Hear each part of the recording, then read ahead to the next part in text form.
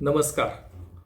Homeopathy फटाफट for general प्रॅक्टिशनर्समध्ये आपलं स्वागत. आज आपण विचार करूयात मूळव्याध या विषयावर. मूळव्याध म्हटलं जातं, हिमोरॉइड्स म्हटलं जातं, पाईल्सचा त्रास होतोय म्हणून सुद्धा पेशंट आपल्याकडे येतो किंवा हिंदी भाषिक लोक याला बवासीर पण म्हणतात. तर याच्यासाठी महत्त्वाची होमिओपॅथिक औषधं कुठली आहेत यावर आपण विचार करूया. बऱ्याचदा काय होतं की फिशर आणि मूळव्याध ह्या दोन्हीचंही कॉम्बिनेशन आपल्याला बघायला मिळतं. तर फिशरसुद्धा कव्हर होऊ शकेल आणि मूळव्याधासाठी सुद्धा तुम्हाला ट्रीटमेंट करता येईल अशी सहज सोपी औषधं होमिओपॅथीमध्ये आहेत, ती मी आपल्याला सांगतो. सगळ्यात पहिला जर विचार कराल तर ॲस्क्युलस हिप्पोकॅस्टॅनम. ॲस्क्युलसमध्ये कॉन्स्टिपेशन आपल्याला लक्षात येईल. कॉन्स्टिपेशन सिव्हिअर कॉन्स्टिपेशन असतं आणि संडासच्या जागेला अगदी असं कापल्यासारखं सुरीनं किंवा चाकूनं कापल्यासारख्या वेदना होत असतात आणि संडासला जाऊन आल्यानंतर पेशंट सांगतो की अक्षरशः डोळ्यातून पाणी येतं करत असताना किंवा झाल्यानंतर सुद्धा बराच वेळ ठणका लागून राहतो. ॲस्क्युलस हिप्पोकॅस्टमचा वापर करा.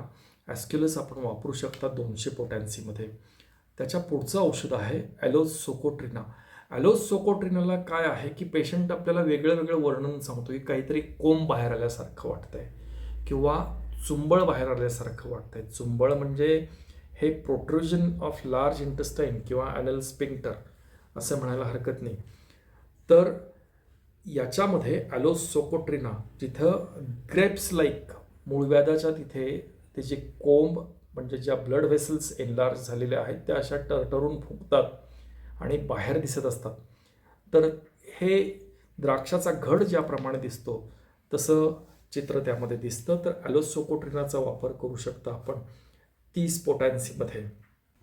ॲलोसोकोट्रिनामध्ये सुद्धा रक्तस्राव मोठ्या प्रमाणामध्ये होतो आणि रक्तस्राव हॅमॅमॅलिसमध्ये सुद्धा खूप मोठ्या प्रमाणामध्ये होतो.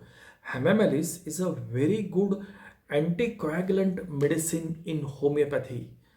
फार महत्त्वाचा रोल आहे. जिथे ब्लिडिंग स्टॉप होत नाही किंवा मूळव्याधाचा पेशंट ज्यावेळेस संडासला टॉयलेटमध्ये वगैरे जातो त्यावेळेस सांगतो की मला रक्ताची डॉक्टर नुसती धार लागते आणि प्रोलॉंग ड्युरेशनसाठी क्रॉनिक जर ह्याला त्रास असेल तर हिमोग्लोबिनसुद्धा आपल्याला कमी झालेलं आढळेल. हॅमॅमॅलिसचा नक्की वापर करू शकता. हॅमॅमॅलिस आपण वापरू शकता 30 पोटॅन्सीमध्ये. आणखीन एक मूळव्याधामध्ये रक्तस्राव मोठ्या प्रमाणामध्ये होणारं औषध म्हणजे कोलिन्सोनिया. कोलिन्सोनियामध्ये ॲस्क्युलस सारखेच असे टोचणाऱ्या वेदना होतात कोलिन्सोनियामध्ये सुद्धा किंवा काटा टोचल्यासारखं किंवा कापल्यासारखं वाटतं ॲनल स्पिंक्टरमध्ये आणि रक्तस्राव सुद्धा भरपूर होतो. संडासला लागूनच रक्त बाहेर येत असतं. कोलिन्सोनिया तुम्ही वापरा 30 किंवा 200 पोटॅन्सीमध्ये.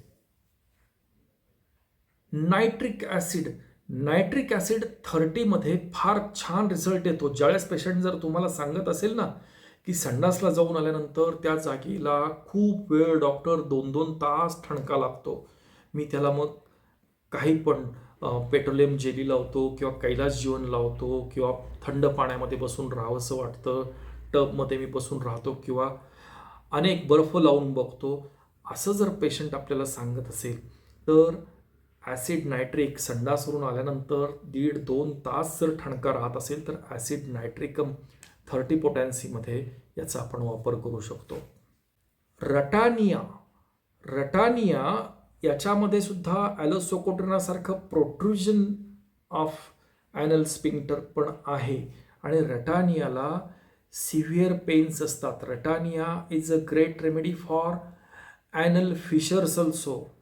फिशरसाठी नायट्रिक ॲसिडसुद्धा आहे आणि रटानियासुद्धा आहे. रटानियाला एक अगदी कॅरेक्टरिस्टिक सिम्पटम सांगतो रटानियाचा. आपला सँड पेपर असतो ना पॉलिश करण्याचा, तर सँड पेपरनं जणू काही गुदद्वाराला घासलं जात आहे अशा प्रकारच्या आग असणाऱ्या वेदना ज्यावेळेस पेशंट वर्णन करतो त्यावेळेस रटानिया वापरा. मी माझ्या अनुभवाप्रमाणे सांगतो की रटानियाचा मला खूप चांगला रिझल्ट हा 1 पोटॅन्सीमध्ये येतो. इतरांचं मत कदाचित त्याबद्दल वेगळं असू शकेल, परंतु 1 पोटॅन्सीमध्ये रटानिया अतिशय गुणकारी सिद्ध झालेला आहे माझ्या आजवरच्या प्रॅक्टिसमध्ये. कॅल्केरिया फ्ल्यूर हे बायोकेमिक फॉर्ममध्ये 6x किंवा 12x मध्ये टॅबलेट्स येतात. तर 4-4 गोळ्या 3 वेळा पेशंटला घ्यायला सांगायचा. कॅल्केरिया फ्ल्यूरचा पेशंट हा थोडासा तब्येतीनं कॅल्केरिया कार्बसारखा जाड असतो, स्थूल तब्येत असते आणि व्हेरिकोज व्हेन्ससाठी सुद्धा कॅल्केरिया फ्ल्यूर महत्त्वाचं औषध आहे. व्हेरिकॉसिटी प्लस हिमोराइड्स किंवा मूळव्याधाची जर तक्रार असेल तर कॅल्केरिया फ्ल्यूर बायोकेमिक फॉर्ममध्ये आपण 6x किंवा 12x मध्ये वापरू शकतो आणि डायल्युशनच्या फॉर्ममध्ये 30 पोटॅन्सीमध्ये दिवसातून 3 वेळा कॅल्केरिया फ्ल्यूर आपण देऊ शकतो. Bryonia alba, Bryonia is Dryonia, very easy to remember, अगदी सोपं आहे. Bryonia is Dryonia, dryness of mucous membranes. Patient सांगेल की मला तोंडाला कोरड पडल्यासारखी वाटते, घशाला कोरड वाटते, मला डोळे कोरडे वाटतात, मला संडासच्या जागेवर काटे टोचल्यासारखं दुखतं किंवा काचा टोचल्यासारखं दुखत असतं. This is good medicine for fissures also. आणि सिव्हिअर कॉन्स्टिपेशन आहे ब्रायोनियाला थर्स्ट फार महत्त्वाची आहे. Bryonia drinks a lot of cold water at a time. एक तांब्या भरून थंडगार पाणी प्यावंसं वाटतं ब्रायोनियाच्या वेदना लक्षात ठेवा. ब्रायोनिया 30 आणि 200 पोटॅन्सीमध्ये अत्यंत गुणकारी सिद्ध होत आहे. पुढची 2 महत्त्वाची औषधं आहेत. एक म्हणजे पोडोफायलम आणि ॲब्रोटॅनम.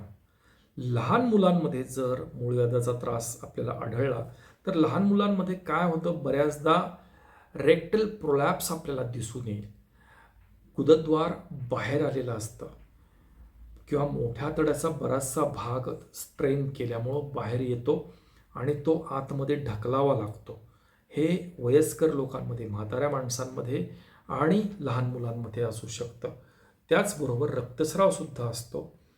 ब्रायोनिया आणि ॲब्रोटॅनम दोन्ही केसेसमध्ये पेशंट हा अतिशय अशक्त असतो, त्याला हालचाल करताना सुद्धा त्रास होत असतो, परंतु वेदना दोन्हीमध्येही नाही आहे, फारशा वेदना नसतात.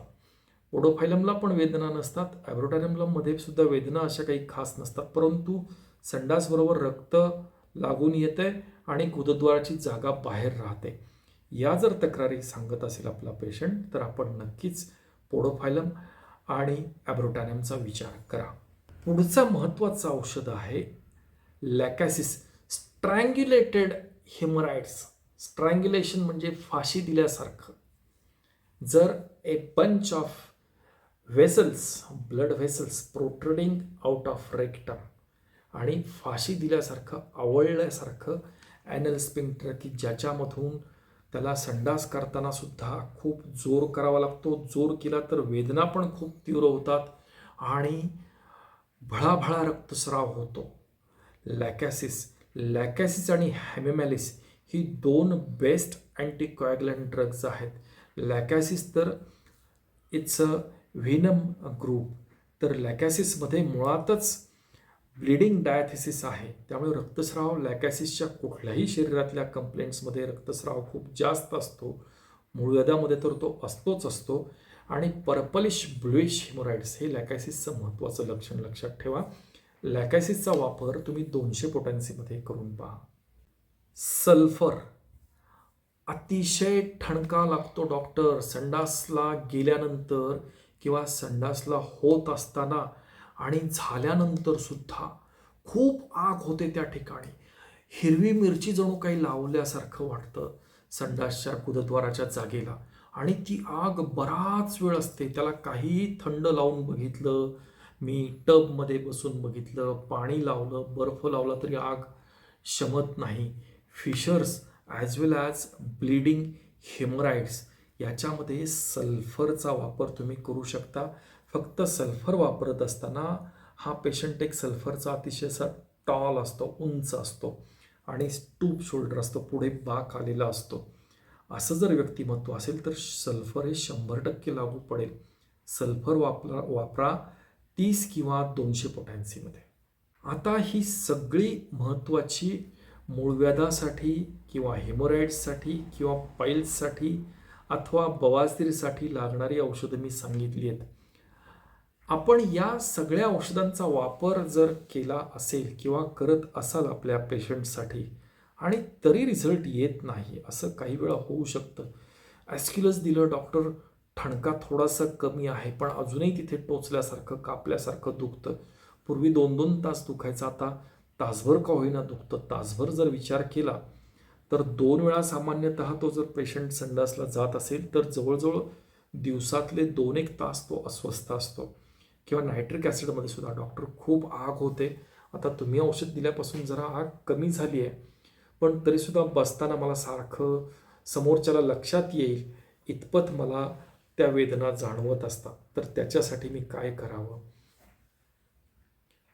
थुजा थुजा हे अतिशय चमत्कारिक औषध आहे. थुजामध्ये फिशर्स पण आहेत आणि थुजा हिमोरॉइड्ससाठी सुद्धा औषध आहे. ब्लाइंड हिमोरॉइड्स, एक्सटर्नल ॲज वेल ॲज इंटरनल हिमोरॉइड्ससाठी थुजा फार महत्त्वाचं औषध आहे.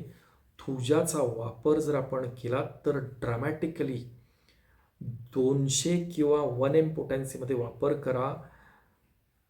त्याच्या वेदना आणि रक्तस्राव आपल्याला पूर्णतः थांबलेला दिसून येईल आणि पेशंटचे आपल्याला मोठ्या प्रमाणात आशीर्वाद लाभतील. अशा प्रकारे पाहत रहा होमिओपॅथी फटाफट फॉर जनरल प्रॅक्टिशनर्स. धन्यवाद मित्रांनो.